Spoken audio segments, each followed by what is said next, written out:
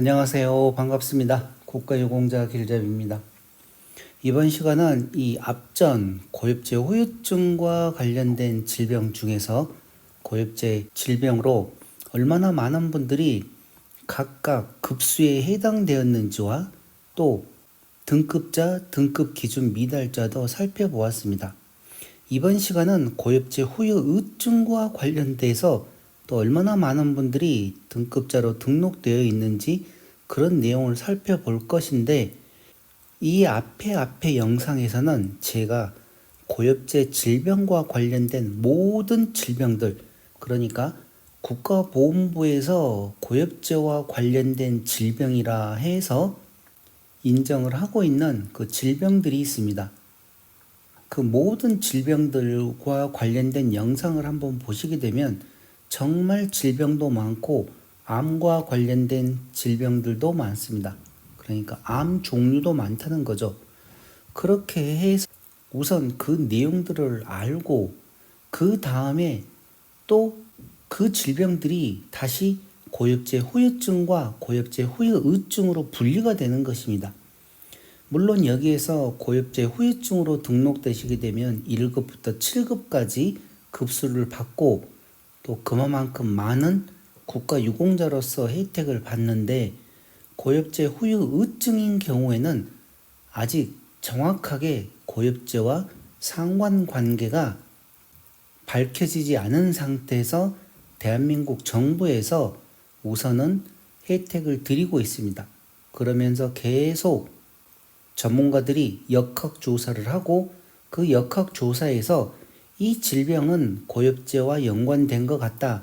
그러면 다시 또 고엽제 후유증에서 고엽제 후유증으로 전환이 되는 것입니다.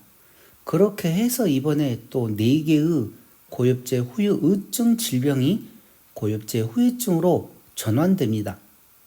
그러다 보니 제가 영상들마다 본인들 몸에 질병이 있으면 국가보건부에 등록을 하십시오 하는 이유가, 지금 당장은 고엽제 후유증으로 판정을 받아서 보상금을 받지만 이게 또 어느 순간 고엽제 후유증으로 전환이 될 수도 있기 때문에 미리 등록을 해놓고 기다리는 게 더 빠르지, 나중에 고엽제 후유증으로 전환되면 그때 신청하겠다 하시는 분들은 너무 늦습니다.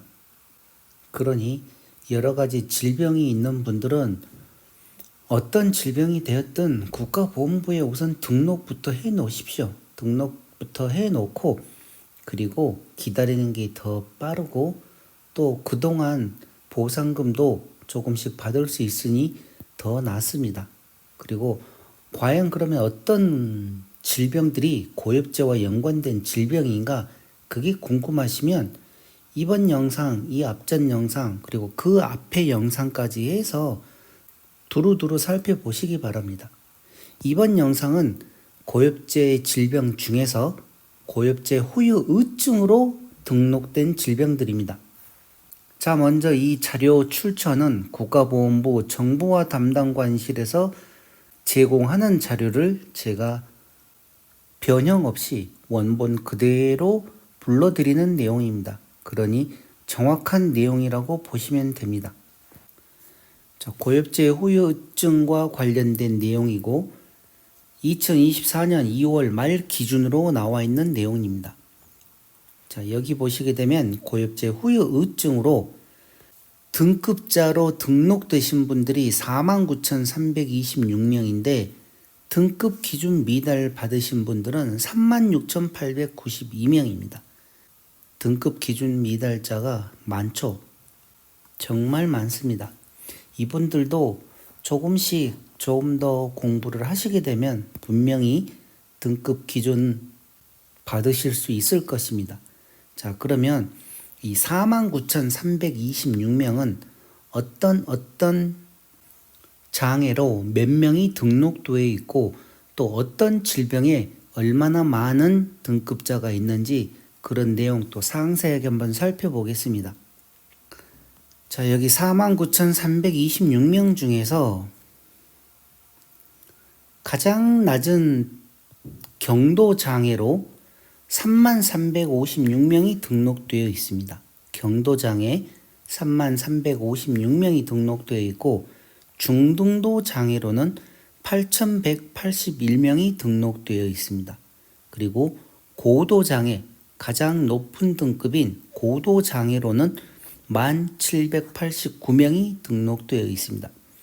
고엽제 후유증으로 등록되시게 되면 1급부터 7급까지 각각 급수별로 또 이렇게 나누어지는데 고엽제 후유증에서는 경도장애, 중등도장애, 고도장애라고 이 세 단계로 구분이 됩니다.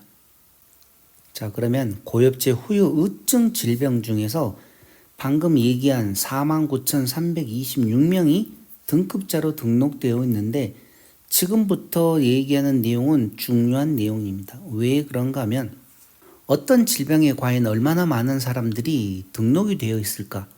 그거를 거꾸로 생각을 하시게 되면 본인들이 똑같이 월남 참전을 하셔서 고엽제를 만지고 호흡을 하고 하셨던 분들 같은 경우는 대부분 다 같은 질병을 앓고 있을 확률이 그만큼 더 큽니다.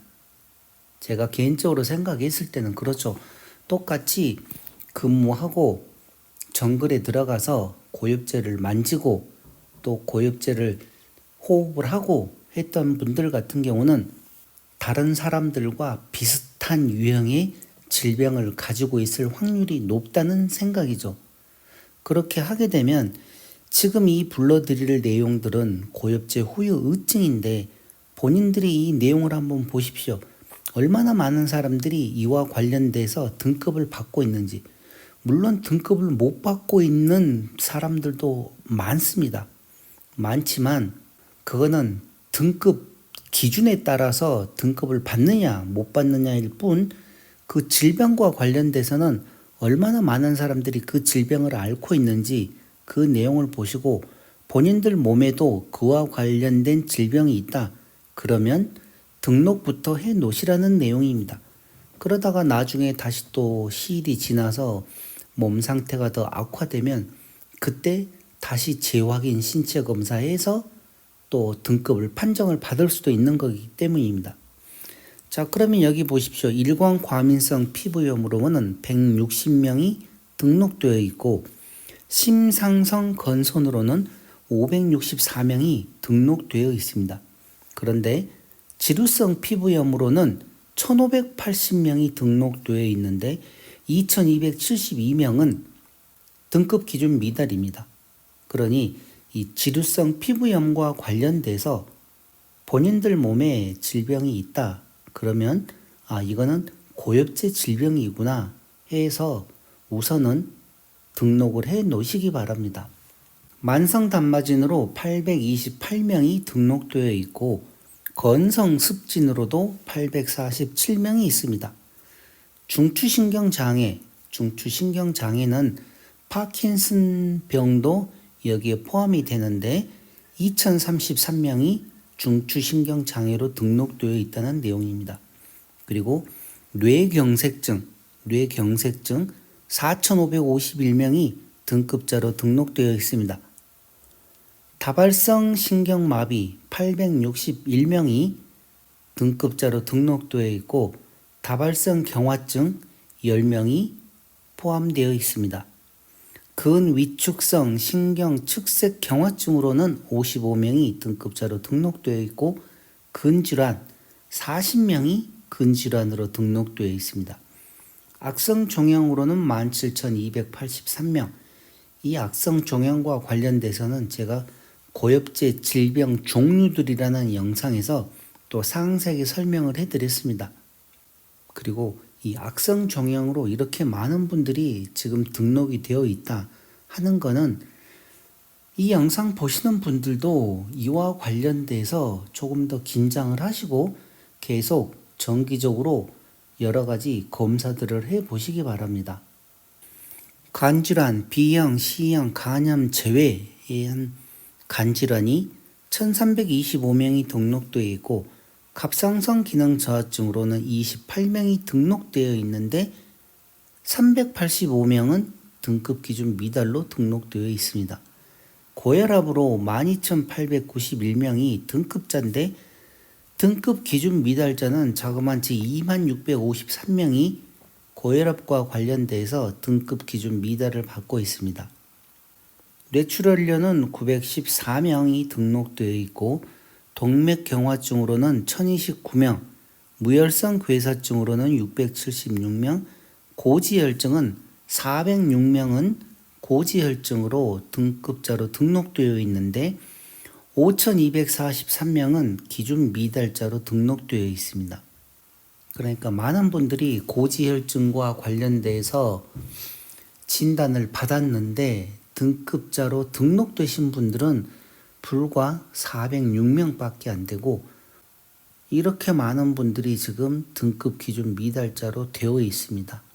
그러니 이런 내용들 보시고 본인들 몸에 어떤 질병이 있는지 이런 전체적인 내용을 딱 보시게 되면 여러 가지 질병들이 고엽제 질병으로 등록되어 있구나. 그런데 내 몸에는 어떤 질병이 있구나. 그렇게 해서 질병을 가지고 치료만 하신다고 되는 게 아닙니다.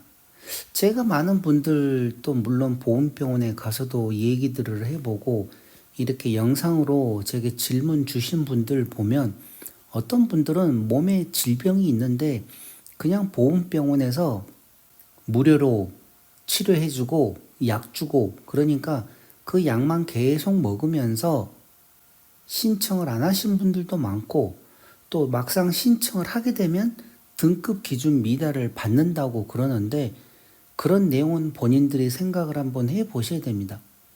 보험병원 약이 좋습니다.